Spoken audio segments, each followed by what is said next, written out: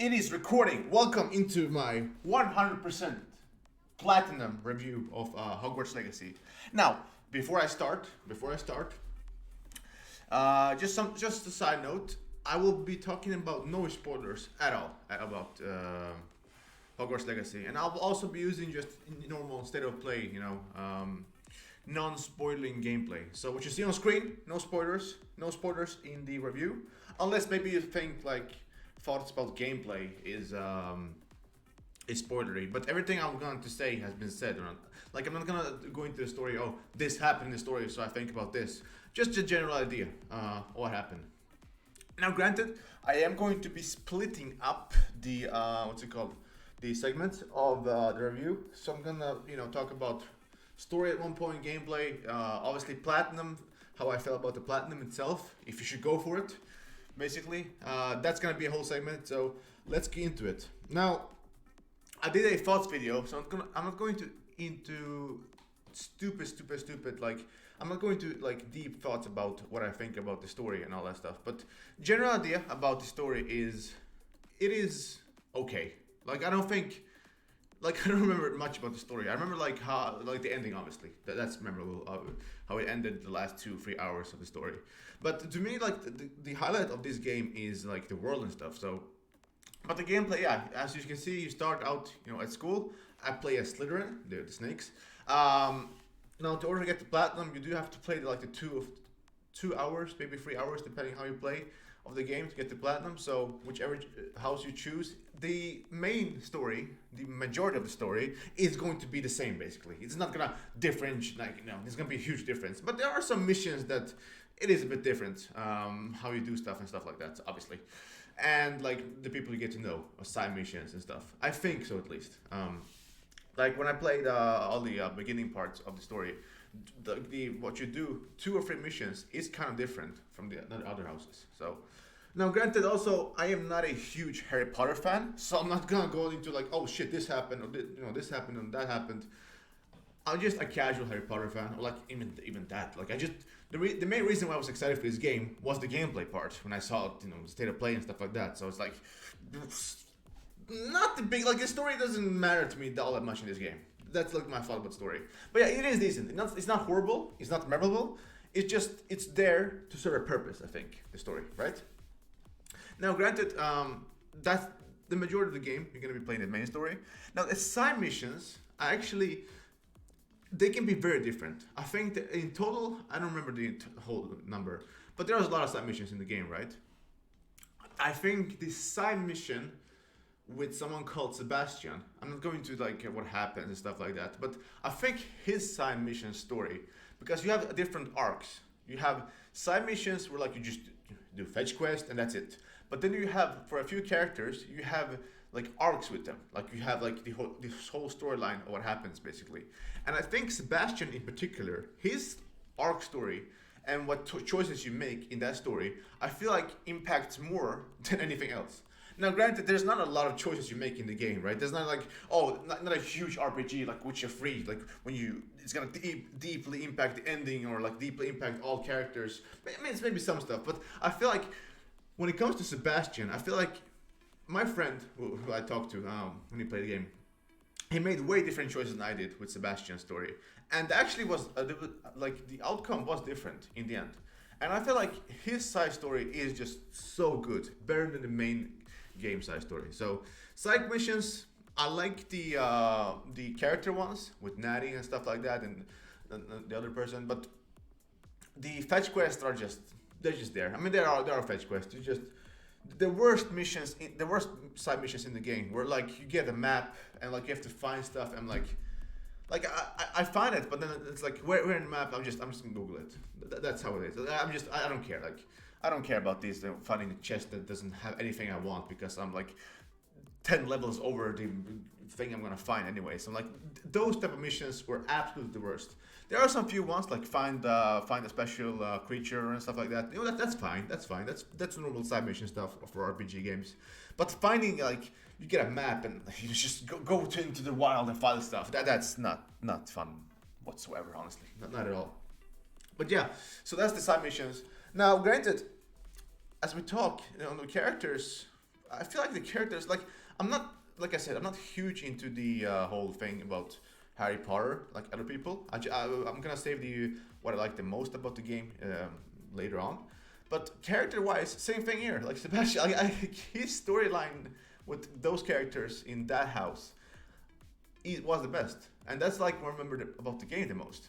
Like what you're seeing now is the main villain, and I was like, ah, yeah, okay, he's the main villain. You know, you fight him and all that stuff. You know, you obviously you're gonna fight the main villain. You know, that's not a spoiler thing to say, but I don't remember much about any of the characters at all outside of Sebastian and like his whole family thing about the side stuff. So character-wise, nothing memorable outside of your character and that story arc. But let's get to the best things about the game. And my favorite two things about this game, which why I even got the platinum to begin with, is number one, the world, and number two, the gameplay.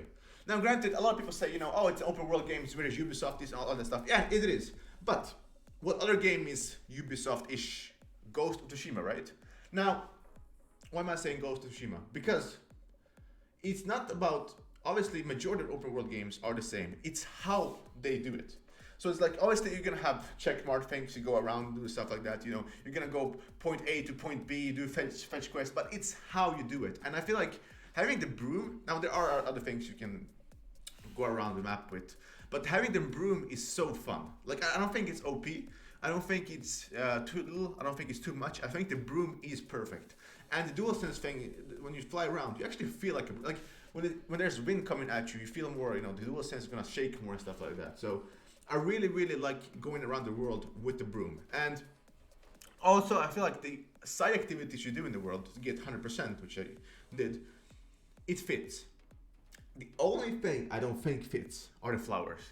Now, for the people who play the game, they're gonna laugh probably, but if you haven't played the game, which I know a lot of you haven't because, you know, it's not out on all of platforms, there's like this thing where like you go to a bunch of flowers and you follow them for a minute and you get a chest.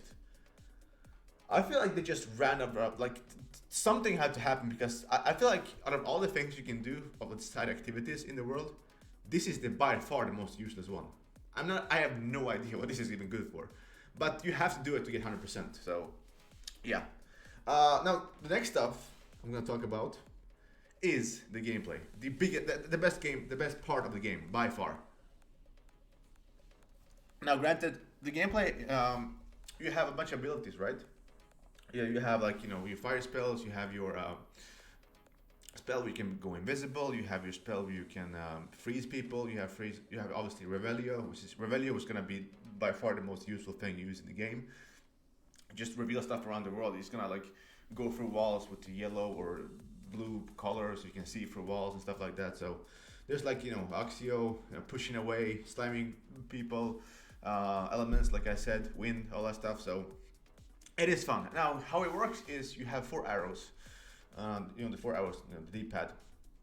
You go up, right, down, left, and you can have 4 abilities in each arrow, right? So you can customize it how you want, which makes it like very fun because you can experiment how you want to, which makes this, it is so fun to experiment with it. Now, what makes the gameplay fun in this game so much from any other game, like compare, like in this modern age, is like, I feel like it's unique. You have your standard attack, which are 2, but then like you can choose how you play. I play on normal. I tried hard, but it wasn't that fun. But I think normal is the good difficulty, at least in the first half of the game. Then it becomes a bit easy later on, so I switched to hard in some instances. But you have your attacks, but then you also have your potions, and you have your like plants, let's say plants, right? And you have like, let's say you have a special potion where you can like summon a bunch of clouds that attack the enemy. So like there's a lot of stuff you can mix with. So you can, as long as you're creative, you have a lot of combos to do. For example, what I can do is pull someone towards me, you know, or you can actually, if you upgrade it, you can pull a lot of people towards you, like 3 people. You pull a lot of people towards you, you do the flame on them, so everyone starts burning. Then you do like an attack to like maybe explode everyone, and then like you can do like the slam it to the ground, which is obviously, you know, when you slam, push, or pull, it's the yellow, well not the yellow, the what's it called, the purple ability. The yellow abilities are basically like a Levio, you can levitate stuff, you can freeze people, and then like the red abilities are the main attacks, like a bomb or fire, like I said. So it's very good how you can do them. Now, what I recommend if you're gonna play the game, have usually don't have like all abilities on one arrow. You wanna mix them up so you can, because you wanna it's like a combo. You wanna do a combo with as many abilities as possible with each arrow, right? So like each arrow should have a lot of as many abilities as possible to make the most amount of damage. Now, granted, I never almost used, except when I had to use for the challenges, I almost never used what's it called, the plants, which basically you hold in L1 and then you just throw something and they're gonna attack or scream or protect you or something like that. That's what the plant does basically, just an accessory. But I don't think it's, and like you have to always, in the area you're seeing on the screen right now, you always have to like plant them, right? So like you plant them, wait maybe 5 minutes, 10 minutes. So what I did was I had a whole bunch of plants and the laboratory going on, and every time I go to my basically base in the game, I just pick them up and go on. But I had to use them towards the end of the game because to get 100% you have to do them obviously. So I had to use them in the end, even though I didn't want to or need to. I feel like on my difficulty, which was normal. Now, what was basically my thoughts about a lot of stuff about the game. I do think it's worth playing, even if you're not a Harry Potter fan. Now, granted, let's talk about the Platinum Trophy. I feel like playing this game and doing all side missions is more than enough. Now, once I started doing Platinum, I was like, okay, I'm gonna go through all of it. The collectibles, I think it's over 600. Now, the way I did it was, in the end, maybe I had 400 or something. I had to write down basically most of what I had or I didn't have, and then I just follow a guide to collect the ones I didn't have. Luckily, I've seen reports online that people lost their saves, not lost, like glitched one or two collectibles. I didn't have that, but it was way too many. This game has way too many collectibles, in my opinion, right? Way too many collectibles. Now, the other things you have to do for 100% is not that bad. You know, you have to do all side missions, do the true ending type, basically, which is basically do all side missions and do the last, special mission, which is level 34. Level 40 is max. That's a trophy. So I don't think anything was bad outside of the collectibles. If I had to think about it again, I would not do it. I would just start playing another game. But I was already so far into it. I was like, okay, I'm gonna finish it at least. So that's that.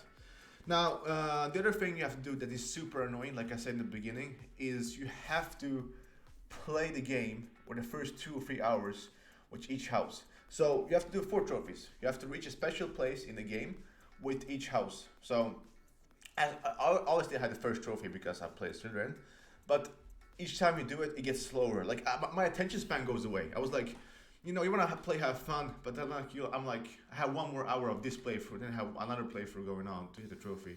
I'm like, I can't do it. Oh my god, I'm just going to do something else. So for me, it was like the main issue was like, okay, I play the game for like 20 minutes, then do something else for like half an hour because I just don't want to do it.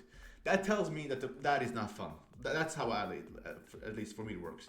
If I start doing other things, thinking about other things when I'm playing the game, that means like I'm not enjoying the game.